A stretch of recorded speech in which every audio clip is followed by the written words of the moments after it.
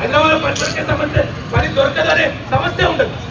దానివల్ల జులైగా తిరిగి ఈజీ మనకి అలవాటు పడి ఇవాళ మనం నేరం చేసి మనకి ఇప్పుడు శ్రావణ చంద్రులు ఎక్కడున్నారు?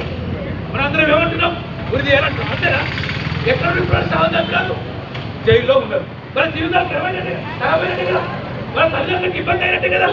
ఒక్కసారి ఆలోచించండి, గుండె మీద చేసుకొని ఆలోచించండి.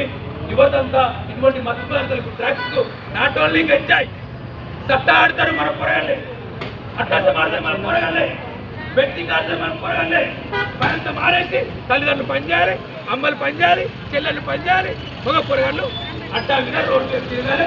రాత్రి కూడా రావాలి రోడ్డు మీకు 9 ఏంటంటే వాళ్ళే రాత్రి తెల్లవారుదాములు ఉంటారు. మీరు అడ్డగుంట తుక్కరంగేటు ఇంకా ఏ ప్రాంతానికి పోయినా, ఏ మంచికి పోయినా యువకుడు అరే నిద్రపోయి 10 గంటలకు నిద్రపోవాలని చెప్తారు మన పెద్ద మనుషులు. కానీ 12, 1 గంట, 2 గంటలు, 3 గంటలకు కూడా మనల్ని రోడ్డు మీద ఉండి ఈ ఇటువంటి దుశ్చర్యలకు పాల్పడుతూ ఉన్నారు. దయచేసి ఇది మీకోసమే కాదు, సమాజం కోసం కూడా, చుట్టుపక్కల కోసం కూడా.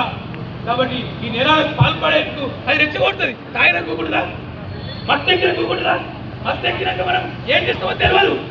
మనం మనిషి అయితే మా మత్తెక్కితే తాగినాడు మనిషి అంటారు కదా, అనం కదా. తాగకముందు మనిషి ఉంటాడు, కానీ తాగినాక ఆయన పశువుగా ప్రవర్తిస్తాడు. ఆయనకు చెల్లి తెలియదు, భార్య తెలియదు, తల్లి తెలియదు. అంటే ఇంత దుర్మార్గానికి పాల్పడతారు. కాబట్టి ఆరోగ్యాలు ఖరాబ్ అవుతాయి, సమాజం ఖరాబ్ అవుతుంది, అమ్మాయిల మీద అత్యాచారాలు పెరిగిపోతాయి, వీళ్ళ మీద అత్యాచారాలు పెరిగిపోతాయి.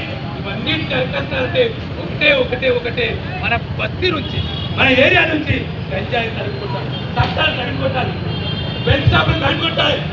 మనకి ఎవరికైనా మంచాలు ఉండొచ్చు, కొన్ని చక్కగా చేయండి, ఒకేసారి బంద్ ఆగిపోవచ్చు. కానీ తాగుతుంటే క్రమంగా మన బాడీ వస్తే తినేస్తుంది. ఈ రాజులో తిరుగుతుంటే చాలా మంది గుట్కాలు తింటారు. తమ్ముడు క్షమించండి తమ్ముళ్ళు, గుట్కా మన ప్రాణాన్ని తినేస్తారు. ఇవాళ ఏర్పడదు మనకు. ఇంకో ఏడాదికో, 2 ఏళ్లకో, 3 ఏళ్లకో, 10 ఏళ్లకో మన బాడీ మొత్తం తినేస్తారు. ఆ గుట్కా, మద్యము, ఈ గంజాయి ఇవన్నింటినీ మానుకోమని చెప్పి కోరుతూ అందరికీ పేరు పెరిగిన థ్యాంక్ యూ. జై